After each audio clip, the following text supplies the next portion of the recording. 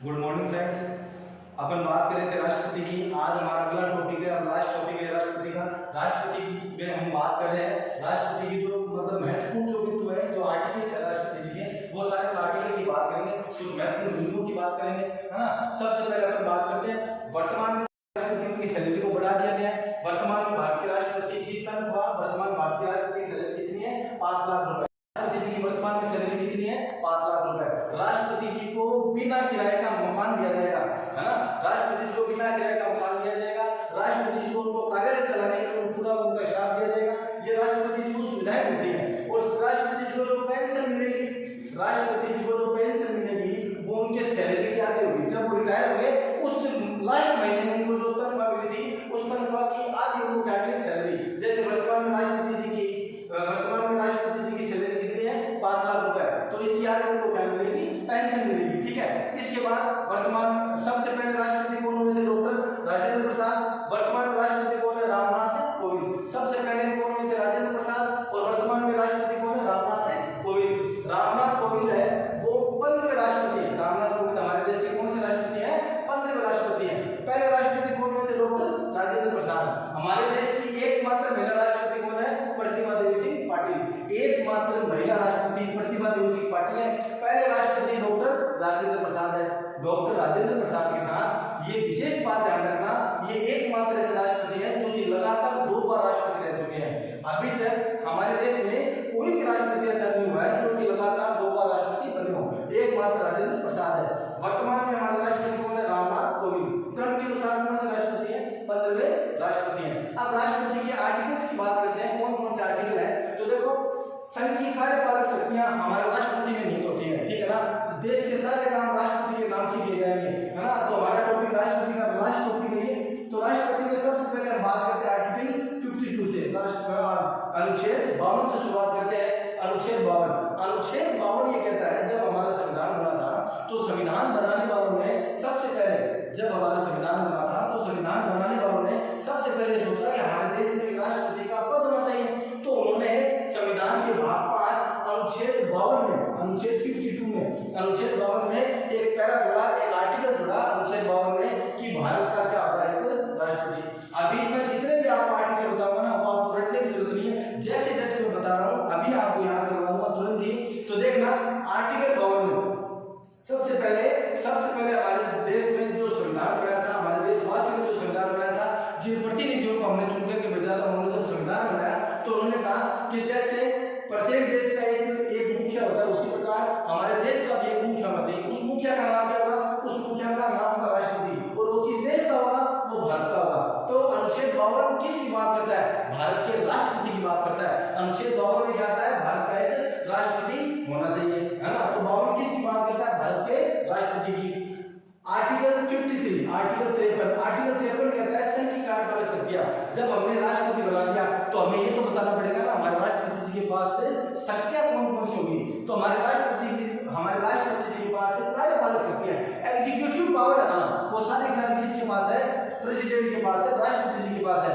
संघ की कार्यपालक शक्तियां, तो अगर किसी व्यक्ति को राष्ट्रपति बनाया जाएगा तो उसके पास शक्ति क्या होगी? तो हमने 53 में बता दिया। 52 में क्या बताया? भारत का राष्ट्रपति होगा। 53 में हमने क्या बताया कि राष्ट्रपति के पास शक्तियां कौन सी होगी? राष्ट्रपति की कार्यपालक शक्तियां कौन सी होगी? राष्ट्रपति ये जो शक्तियां हैं इन सभी शक्तियों का प्रयोग मंत्रिमंडल की सहायता से करेगा। ये बात हम आगे करेंगे, अभी तो अपन आर्टिकल याद कर रहे हैं। तो आर्टिकल 52 में क्या है? भारत का एक राष्ट्रपति होगा। और हमने एक पद बना दिया राष्ट्रपति का। तो 53 में हमने क्या बता दिया? राष्ट्रपति जी के पास शक्तियां कौन कौन सी होगी? कौन कौन सी शक्तियों का प्रयोग राष्ट्रपति करेगा? अपने कलीग्स के साथ, है ना, अपने सहयोगियों के साथ मिलकर इन शक्तियों का प्रयोग करेगा। जब शक्तियां बता दी तो कोई व्यक्ति बोलेगा भाई मुझे चुनाव भी लड़ना है। हमने बताया 52 में कि भारत का राष्ट्रपति होगा। राष्ट्रपति बताने के बाद हमने बता दिया हमारा जो राष्ट्रपति होगा। 53 में हमने बता दिया हमारा जो राष्ट्रपति होगा उसके पास शक्तियां कौन कौन सी होगी, ठीक है। अब शक्तियां बता दी तो हमारे देश में आप होता है कि लोकतंत्र है। लोकतंत्र प्रक्रिया के द्वारा हमारे देश में चुनाव होते हैं। तो कोई व्यक्ति बोलेगा कि मुझे राष्ट्रपति बनना है, तो बिल्कुल आप भारत के राष्ट्रपति बन सकते हो। तो भारत के राष्ट्रपति का चुनाव किस प्रकार होगा? वो चुनाव की बात है आर्टिकल 54, आर्टिकल 54 करता है। 52 भारत का राष्ट्रपति, 53 राष्ट्रपति की शक्तियां। हम जब शक्तियां बताएंगे तो लोग उत्सुक होंगे चुनाव लड़ने के लिए। तो 54 किसकी बात करता है? राष्ट्रपति के चुनाव की बात करता है ना, कि राष्ट्रपति का चुनाव में कौन कौन से लोग भाग लेंगे। और मैंने आपको राष्ट्रपति का चुनाव पढ़ाया था, भारत में राष्ट्रपति का चुनाव अप्रत्यक्ष विधि के द्वारा किया जाता है ना। डायरेक्ट जनता भारत के राष्ट्रपति को नहीं चुनती है। अमेरिका के अंदर वहां की जनता राष्ट्रपति को चुनती है, फ्रांस के अंदर वहां की जनता डायरेक्ट राष्ट्रपति को चुनती है। लेकिन भारत में राष्ट्रपति का चुनाव प्रत्यक्ष रूप से नहीं होता, भारत में राष्ट्रपति का चुनाव अप्रत्यक्ष रूप से होता है। किस रूप से होता है? अप्रत्यक्ष रूप से। और राष्ट्रपति का जो निर्वाचक मंडल है वो हमारे संसद और हमारी विधानसभाओं के चुने हुए निर्वाचित प्रतिनिधियों के द्वारा किया जाता है। तो आर्टिकल 54 किसकी बात करता है? राष्ट्रपति के चुनाव में कौन कौन से व्यक्ति भाग लेंगे उनकी बात करता है ना। और आर्टिकल 54 और आर्टिकल 55 ये दोनों किससे है? ये राष्ट्रपति के चुनाव से संबंधित है। और 55 क्या बात करता है? राष्ट्रपति के निर्वाचन की प्रक्रिया, कि राष्ट्रपति का जो चुनाव होगा वो आनुपातिक प्रतिनिधित्व है, एकल संकीर्ण मत प्रणाली और गुप्त मतदान के द्वारा आनुपातिक प्रतिनिधित्व होगा, गुप्त मतदान होगा। ठीक है, ये बात कौन सा आर्टिकल करता है? आर्टिकल 55 बात करता है। और राष्ट्रपति के चुनाव में जब मैंने आपको पढ़ाया था, मैंने बताया भी था, दोबारा एक बार बताया था, चुनाव में राष्ट्रपति के चुनाव अनुपातिक का मतलब है कि 50% वोट जब तक आपको नहीं मिलेंगे तब तक आप भारत के राष्ट्रपति नहीं बन सकते। तो अनुपातिक प्रतिनिधित्व होता है ना। और एक फिक्स रेशियो, हम एक रेशियो निकालते हैं, रेशियो मैंने आपको बताया था कैसे निकालते हैं ना। प्रत्येक एमएलए का एक रेशियो निकलता है, एक सांसद का एक रेशियो निकलता है, उस रेशियो के अनुसार हम राष्ट्रपति के चुनाव की प्रक्रिया में भाग लेते हैं। तो आर्टिकल 54 और आर्टिकल 55 किसकी बात होता है? राष्ट्रपति के चुनाव की बात करता है। और आर्टिकल 52 किसकी बात करता है? देखो 52 भी आप याद किस प्रकार करोगे? 51 आपको पता है हमारे मतलब हिंदू धर्म के अंदर 11, 21, 51, 101 है ना, 501।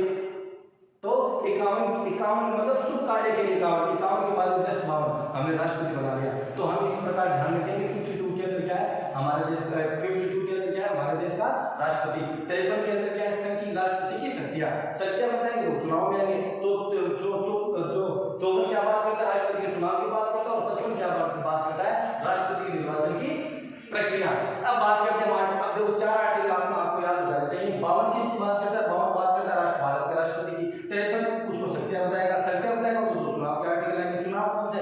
53 के अंदर, 54 के अंदर राष्ट्रपति का चुनाव और 55 के अंदर राष्ट्रपति के निर्वाचन की प्रक्रिया। तो 54 और 55 किससे संबंधित हो गया? राष्ट्रपति के चुनाव से, 52 राष्ट्रपति से और 53 राष्ट्रपति की शक्तियों से। अब बात करते हैं आर्टिकल 56, आर्टिकल 56 की। आर्टिकल 56 कहता है राष्ट्रपति का कार्यकाल। जब हमारे देश में राष्ट्रपति बनते हैं, कार्यकाल का मतलब है कि कितने से जब कोई व्यक्ति चुनावी प्रक्रिया के द्वारा, ये हमने चुनाव करवा दिया, सबसे पहले राष्ट्रपति बना दिया, बनाने के बाद में राष्ट्रपति शक्तियां बता दी, शक्तियों बाद उसके चुनाव का तरीका बता दिया। अब जो कोई व्यक्ति चुना जाएगा, तब हमने चुनाव करवा दिया राष्ट्रपति जी का 55 चुनाव करवा लिया। तो चुनाव करवाने के बाद में एक व्यक्ति कितने समय तक हमारे देश का राष्ट्रपति रह सकता है? देखो ब्रिटेन के अंदर वहां पे मोनार्की है, ब्रिटेन में अभी भी राजशाही है, वहां पर वहां के जो राजा है, वहां के राजा है वो लगातार वंशानुगत है। लेकिन हमारे भारत में राष्ट्रपति का पद वंशानुगत नहीं है। हमारे एक निश्चित समय के बाद राष्ट्रपति को रिटायर होना पड़ता है या चुनावी प्रक्रिया में आना पड़ता है। तो आर्टिकल जो 56 है वो राष्ट्रपति के कार्यकाल की बात करता है। सामान्यतः राष्ट्रपति अपना जब तक इस्तीफा नहीं देंगे, राष्ट्रपति की मृत्यु नहीं हो जाती, राष्ट्रपति मतलब कार्य करने में सक्षम नहीं हो जाते, राष्ट्रपति को महाभियोग के द्वारा नहीं हटाया जा, तब तक राष्ट्रपति सामान्य रूप से 5 वर्ष तक अपने पद को धारण करते हैं। सामान्य कितने वर्ष तक है? 5 वर्ष तक। और हमारा संविधान ये कहता है कि 5 वर्ष से पहले नए राष्ट्रपति का चुनाव करवा लिया जाएगा। ठीक है, और अगर चुनाव नहीं करवाया जाता किसी कारण की वजह से, तो जो राष्ट्रपति बनेंगे वो तब तक अपने पद को धारण करेंगे जब तक कि उनका उत्तराधिकारी का मतलब ये हो गया कि जब तक उनका नया व्यक्ति देश के राष्ट्रपति नहीं बन जाता तब तक वो अपने पद को सुशोभित करेंगे। तो आर्टिकल 56 क्या बात करता है? राष्ट्रपति का कार्यकाल, कि कितने समय तक चुनाव के बाद में वो व्यक्ति राष्ट्रपति रहेगा। तो देखो अभी तक मैंने किसकी बात करी? 52 क्या करेगा? भारत का राष्ट्रपति। 53 क्या करेगा? उसकी शक्तियां, जब शक्तियां बताएंगे तो चुनाव लड़ेंगे। तो चुनाव का आर्टिकल 2, 54 और 55। 56 क्या बात करता है? राष्ट्रपति का कार्यकाल। चुनाव के बाद में कोई व्यक्ति कितने समय तक राष्ट्रपति पद पर रहेगा? तो बात कौन सी किस आर्टिकल में आती है? आर्टिकल 56 के अंदर। 56 क्या कहता है? राष्ट्रपति का कार्यकाल के बाद में जब कोई व्यक्ति एक बार राष्ट्रपति बन जाएगा वो दोबारा भी बनने की कोशिश करेगा। तो आर्टिकल क्या बात करता है? राष्ट्रपति के पुनर्निर्वाचन की योग्यता। कोई व्यक्ति राष्ट्रपति का जब देश का राष्ट्रपति बनेगा, कोई व्यक्ति जब देश का राष्ट्रपति बनेगा तो दोबारा अगर वो राष्ट्रपति बनना चाहता है तो उसकी क्या योग्यता होगी? आपको पता होगा कि भारत में कोई व्यक्ति भारत में कोई व्यक्ति कितनी भी बार इस देश का राष्ट्रपति बन सकता है, लेकिन अमेरिका में ऐसा नहीं है। अमेरिका में 2 बार से ज्यादा कोई व्यक्ति वहां का राष्ट्रपति नहीं बन सकता। जैसे बराक ओबामा है, बराक ओबामा 2 बार से ज्यादा, अभी भी दोबारा चुनाव जीत जाते हो, ट्रंप भी बनते राष्ट्रपति, लेकिन लिमिटेशन के ऊपर सिवाय थी। क्यों? क्योंकि वो 2 बार से ज्यादा इस देश के राष्ट्रपति, अमेरिका के राष्ट्रपति नहीं बन सकते। भारत में कोई व्यक्ति कितनी भी बार राष्ट्रपति बन सकता है, उसे हर बार जब राष्ट्रपति बनेगा तो उसे चुनावी प्रक्रिया के द्वारा गुजरना पड़ेगा। तो आर्टिकल 57 क्या बताता है? राष्ट्रपति के पुनर्निर्वाचन की योग्यताएं। और आर्टिकल 58 क्या बताता है? आर्टिकल 58 राष्ट्रपति की योग्यताएं। कौन व्यक्ति होगा जो राष्ट्रपति बन सकता है? राष्ट्रीय योग्यता, मैंने आपको राष्ट्रीय योग्यता बताई थी कि क्या क्या योग्यता राष्ट्रपति की? 35 वर्ष का होना चाहिए, लाभ के पद पर नहीं होना चाहिए, भारत का नागरिक होना चाहिए, है ना, 35 वर्ष का होना चाहिए, लाभ के पद पर नहीं होना चाहिए, भारत का नागरिक होना चाहिए और लोकसभा सदस्य बनने की योग्यता रखता है। ये 4 योग्यताएं अगर आप फुलफिल करते हो तो आप भारत का राष्ट्रपति, आप भारत के राष्ट्रपति बन सकते हो। 4 योग्यताएं हैं केवल, ठीक है ना। तो आर्टिकल 58 क्या बात करता है? आर्टिकल 58 बताता है राष्ट्रपति की योग्यताएं, है ना, जिन योग्यताओं को पूरा करने के बाद आप राष्ट्रपति का चुनाव लड़ सकते हैं। तो अभी तक अपने 52 में क्या क्या क्या बात की? भारत का राष्ट्रपति होगा, 53 में राष्ट्रपति की शक्तियां, फिर लोग चुनाव लड़ेंगे 53 और 54 और 55 में, 56 में क्या होता है? राष्ट्रपति का कार्यकाल कितने समय तक, चुनाव के बाद में कितने समय तक कोई व्यक्ति अपने पद पर रहेगा, 57 में पुनर्निर्वाचन, 58 में राष्ट्रपति की योग्यता है। ये इंपॉर्टेंट आर्टिकल है, इस आर्टिकल को याद रखेंगे। आर्टिकल 58 राष्ट्रपति की योग्यता। एग्जाम में पूछा जाएगा छोटे क्वेश्चनों में 12th वालों को कि राष्ट्रपति की योग्यता का वर्णन कीजिए। वर्णन आगे वर्णन आगे बड़ा क्वेश्चन होगा, छोटे क्वेश्चनों में आपको पूछा योग्यता। तो 4 योग्यता ध्यान रखें, मैं दोबारा बता रहा हूं। भारत का नागरिक होना चाहिए, 35 वर्ष की आयु पूरी कर चुका हो, लोकसभा सदस्य बनने की योग्यता रखता हो, लोकसभा ध्यान रखना सब ये, और लास्ट नंबर 4 लाभ के पद पर रहना, ठीक है। तो ये 4 राष्ट्रपति योग्यताएं हैं। 58 किसके बारे में बताता है? राष्ट्रपति की योग्यताओं के बारे में बताता है, ठीक है। तो यहाँ तक आपको एक बार रिवाइज कर लो, आपको याद हो जाएगा, ठीक है। तो 52 में भारत का राष्ट्रपति, 53 में राष्ट्रपति की शक्तियां बताएंगे, तो लोग चुनाव लड़ेंगे, तो 54 और 55 चुनाव से संबंधित है, 56 राष्ट्रपति के कार्यकाल की बात करता है, 57 पुनर्निर्वाचन की बात करता है, 58 राष्ट्रपति की योग्यताओं की बात करता है। अब बात करते हैं 59 की। हमने योग्यता बता दी, अब राष्ट्रपति का कार्यालय 59 के अंदर राष्ट्रपति कार्यालय। राष्ट्रपति कार्यालय का मतलब ये हो गया, कार्यालय का मतलब ये राष्ट्रपति जो अपनी शक्तियां है ना, उनका प्रयोग किन किन लोगों की सहायता से करेगा। कौन कौन से लोग राष्ट्रपति के पास बैठे? ऑफिस ऑफ द प्रेसिडेंट, मतलब हमारे राष्ट्रपति का कार्यालय जो होगा उसमें कितने स्टाफ होंगे, किस प्रकार वो अपना काम करेंगे, ये सारी बात को 59 के अंदर बताता है। अब और अगर वो 58 के बाद इसी का इंपॉर्टेंट आर्टिकल आता है 60, ये जरूर याद रखना है, राष्ट्रपति की शपथ। अब राष्ट्रपति का कार्यालय हमने बना दिया, अगले परिवर्तन दोबारा देखना, चुनाव करवा दिया, चुनाव की बात कर ली, चुनाव के बाद में उनका कार्यकाल बता दिया 5 साल का, उनकी योग्यता बता दी, योग्यता के बाद में जब राष्ट्रपति को ऑफिस दिखा दिया कि भाई आपका ऑफिस है, ऑफिस में जब बैठेंगे तो सबसे पहले उन्हें क्या लेनी होगी? शपथ लेनी होगी। एक चीज बहुत ध्यान से देखना, भारत में कोई भी व्यक्ति जो संवैधानिक पद पे चुना जाता है या संवैधानिक पद को धारण करता है, वो तब तक अपने पद पर कार्य नहीं कर सकता जब तक कि वो निर्धारित शपथ अपने पद से पद को ग्रहण करने से नहीं लेता। मतलब अगर आप किसी भी संवैधानिक पद को ग्रहण करते हो, उससे पहले आपको ओथ शपथ लेनी अनिवार्य है। बिना शपथ लिए आप कभी भी किसी भी संवैधानिक पद के ऊपर नहीं बैठ सकते हो। तो आर्टिकल 60 किसकी बात करता है? आर्टिकल 60 बात करता है शपथ की, राष्ट्रपति जी को दिलाई जाने वाली शपथ। और मैंने आपको शपथ में बताया था, राष्ट्रपति कभी भी अपने पद के गोपनीयता की शपथ नहीं लेते हैं, वो केवल देश के राष्ट्रपति पद की शपथ लेते हैं। तो आर्टिकल 60 के अंदर क्या है? शपथ। राष्ट्रपति को हमने बना दिया। अब देखो दोबारा याद करने वाला तरीका मैं आपको बता रहा हूं। सबसे पहले 52 क्या कहता है? भारत का एक राष्ट्रपति होगा, ठीक है। जैसे मैं आपको कह रहा हूं कि 52 में मैंने आपको बता दिया भारत का एक राष्ट्रपति होगा। 53 में मैंने बताया था आपको जो सहयोगिता मतलब राष्ट्रपति के पास क्या पावर है, राष्ट्रपति आपको बता दिया बहुत बड़ा होगा, ये भारत में एक ही होगा, देश का प्रथम नागरिक होगा, है ना, सारे काम उसके नाम से किए जाएंगे। तो 53 में मैंने उसकी शक्तियां बता दी कि राष्ट्रपति के पास, हमारा जो राष्ट्रपति का पद उसके पास क्या शक्तियां होंगी। तो आप फिर पूछोगे सर ये राष्ट्रपति बनते कैसे हैं? तो मैंने आपको चुनावी प्रक्रिया बता दी। तो 54 में चुनावी प्रक्रिया आ गई। 56 के अंदर राष्ट्रपति का कार्यकाल। तो आप लोग बोलते हैं सर चुनाव के लड़ेंगे तो हम कितने समय तक रहेंगे? 5 वर्ष तक हो गया, ठीक है। 5 उसके बाद 57 में तो सर दोबारा क्या राष्ट्रीय चुनाव लड़ सकते? बिल्कुल दोबारा लड़ सकते हो। तो 57 में पुनर्निर्वाचन दोबारा होता है। 52 के अंदर भारत का राष्ट्रपति होगा। 53 के अंदर राष्ट्रपति की शक्तियां मैं आपको बताऊंगा। तो आप बोलोगे सर हमें राष्ट्रपति बनना है, तो मैं आपको राष्ट्रपति चुनाव की दोनों प्रक्रिया बताऊंगा। उसके बाद में जब तो आप लोग सर चुनाव जीत जाएंगे तो कितने समय तक रहेंगे?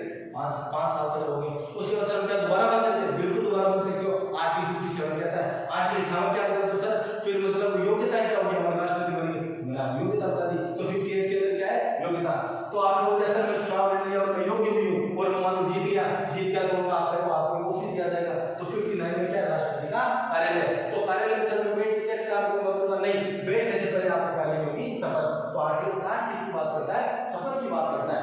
मैं आपको बोलूंगा शपथ आपने ली है, अगर शपथ लेने के बाद में आपने कभी संविधान का उल्लंघन किया तो आप पे क्या लगाया जा सकता है, महाभियोग लगाया जा सकता है। तो आर्टिकल 61 वेरी इंपॉर्टेंट। आर्टिकल 61 किसकी बात करता है, महाभियोग की बात करता है। किसकी बात करता है, महाभियोग। तो जब आप शपथ ले लोगे इसका मतलब आपने कार्यालय में चलेंगे, आपने शपथ लेंगे, आप काम कर रहे हो। लेकिन राष्ट्रपति जी कभी भी संविधान का उल्लंघन करेंगे, राष्ट्रपति जी कभी भी संविधान का उल्लंघन करेंगे तो उन्हें महाभियोग की प्रक्रिया के द्वारा उनके पद से हटाया जा सकता है। तो आर्टिकल 61 किसकी बात करता है, महाभियोग की बात करता है। 61 किसकी बात करता है, महाभियोग की बात करता है।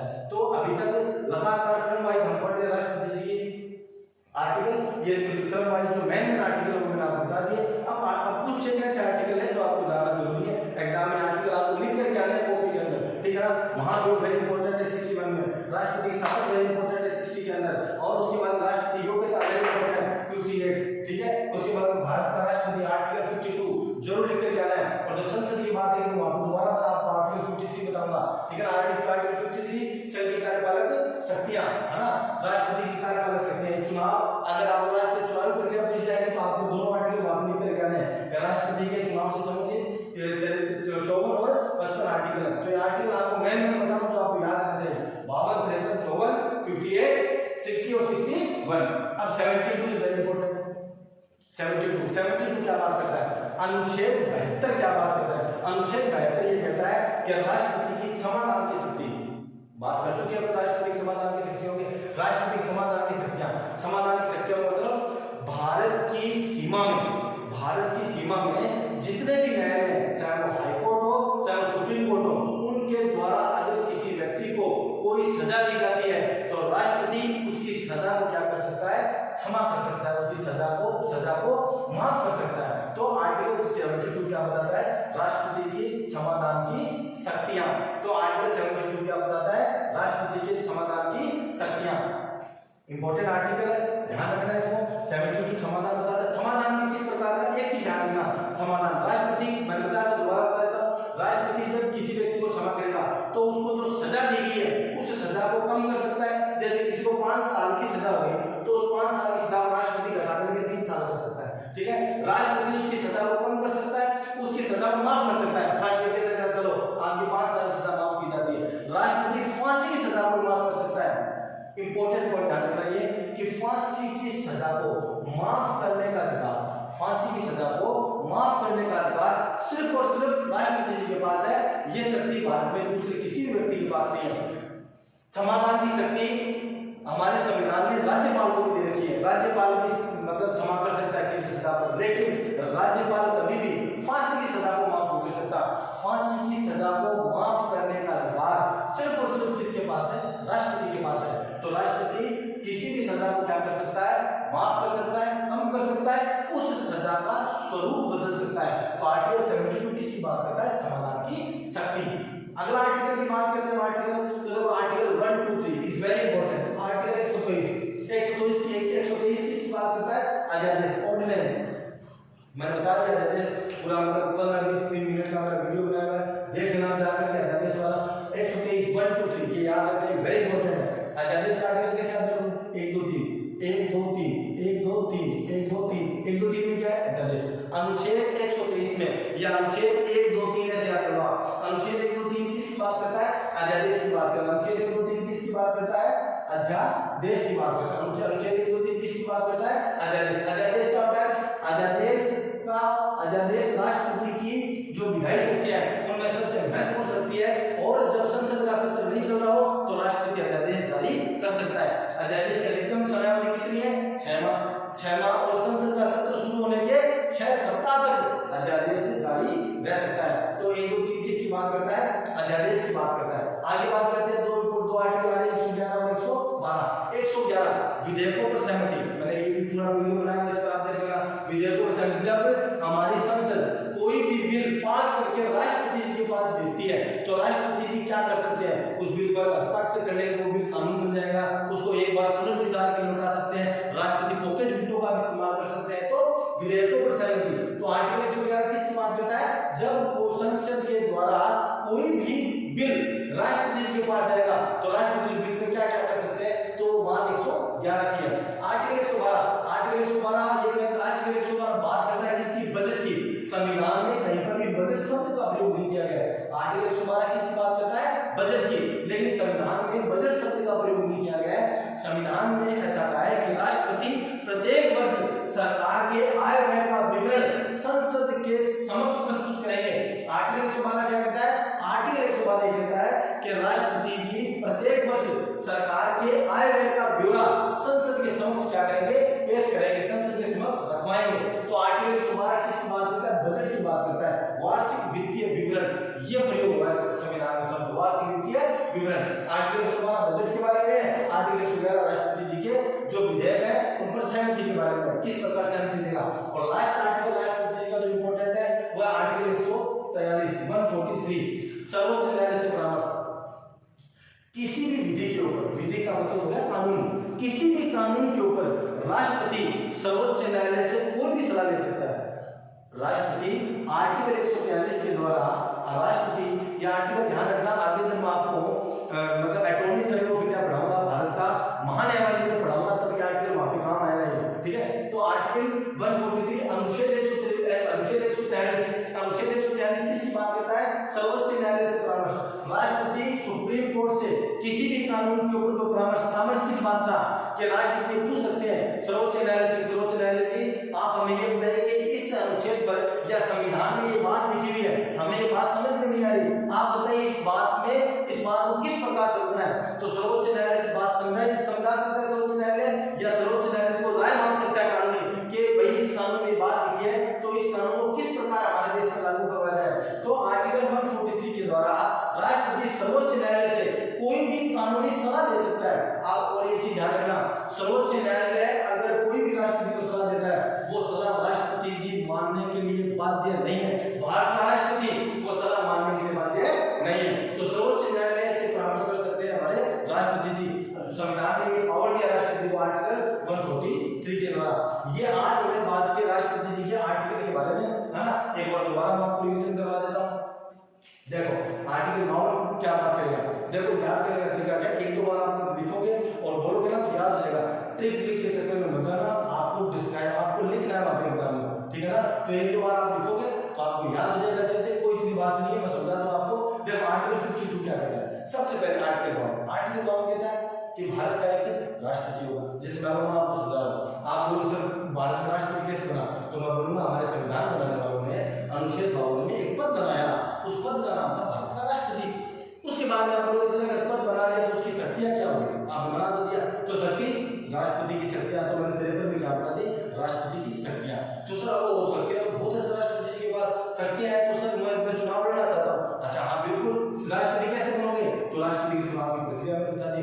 तो सर हम चुनाव लड़ेंगे और हम जीत जाएंगे तो कितने समय तक हम राष्ट्रपति रहेंगे, तो राष्ट्रपति की कार्यकाल बता दिया। तो अगर सर राष्ट्रपति हम 5 साल तक मान राष्ट्रपति रहेंगे तो उसके बाद क्या दोबारा बन सकते हो, बिल्कुल आप दोबारा बन सकते हो, ठीक है सर दोबारा बन जाएंगे। लेकिन सर मैं आपको ये तो बताया नहीं हम योग्य है कि नहीं है, तो मैं आपको योग्यता बता दूं कि योग्यता नहीं 58 में। फिर उसके बाद में राष्ट्रपति का कार्य, तो सर जब राष्ट्रपति बनते हैं ऑफिस मिलेगा, बिल्कुल आपको ऑफिस मिलेगा, 59 में ऑफिस है। तो सर ऑफिस में बैठने से पहले आपको शपथ लेनी जरूरी है। तो आर्टिकल 60 क्या बताता है, शपथ के बिना शपथ लिए आप कोई भी कार्य नहीं कर सकते हो। आर्टिकल 61 राष्ट्रपति, तो सर अगर कोई गलत काम करे तो गलत काम को महाभियोग के द्वारा आपको हटा दिया जाएगा। तो आर्टिकल 61 किसकी बात करता है, महाभियोग की बात करता है। और ये तो हो गया कंटिन्यू। अब 72 किसकी बात करता है, क्षमादान की शक्तियों की। आर्टिकल 111 और 111 के अंदर विधेयकों पर सहमति, 112 के अंदर बजट वार्षिक वित्तीय विवरण, 123 में अध्यादेश और 143 के ऊपर सर्वोच्च न्यायालय से राष्ट्रपति द्वारा परामर्श। ये आज अपने राष्ट्रपति के आर्टिकल पढ़े हैं, ठीक है। अच्छे से घर पे पढ़ो और कोई बात समझ में आए तो आप कमेंट बॉक्स में लिखो, मैं आपको रिप्लाई करूंगा दोबारा। और कल मिलते हैं नेक्स्ट वीडियो में। Thank you.